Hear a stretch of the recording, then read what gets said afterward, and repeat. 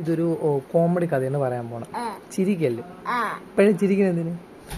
ഒരാള് പണ്ട് ഒരാള് എന്താണ് ബാത്റൂമിൽ പോകും. പണ്ട് ബാത്റൂം ഒന്നുമില്ല. അങ്ങനെ ഒരു പ്ലാവിൻ്റെ മൂട്ടിൽ പോയി എന്നാണ് പുള്ളിക്കാരൻ എന്താണ് സാധിക്കാൻ പോണം. അപ്പം പുള്ളിക്കാരൻ സാധിച്ചതിന് ശേഷം പുള്ളിക്കാരൻ പണ്ട് വെള്ളമൊന്നുമില്ലല്ലോ.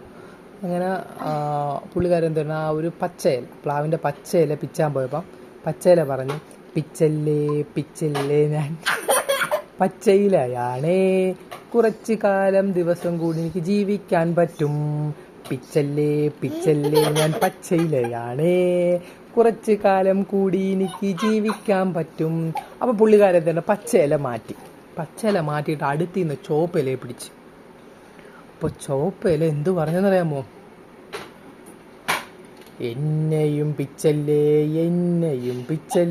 കുറച്ച് ദിവസം കൂടിയുള്ളൂ എനിക്കു ആയുസ് എന്ന് ചോപ്പല പറഞ്ഞു. ചോപ്പല എന്തെന്ന് പറഞ്ഞ്, പിച്ചല്ലേ എനിക്ക് കുറച്ച് ദിവസം കൂടെ ഉള്ളൂ ആയുസ്, എന്നെയും പിച്ചല്ലേ എന്ന് പറഞ്ഞു.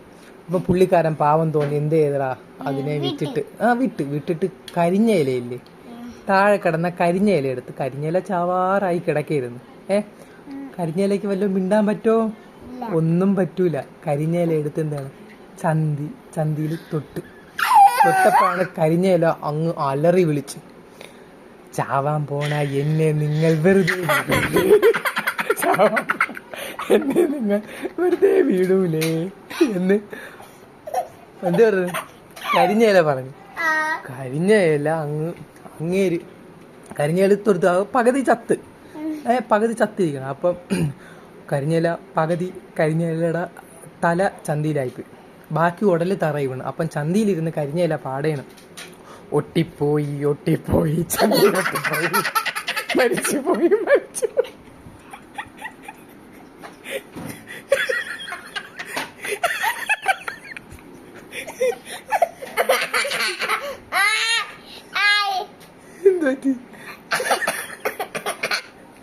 ഈ കഥ കൊണ്ട് നമുക്ക് എന്ത് മനസ്സിലാകാം? എന്ത് മനസ്സിലാകാം?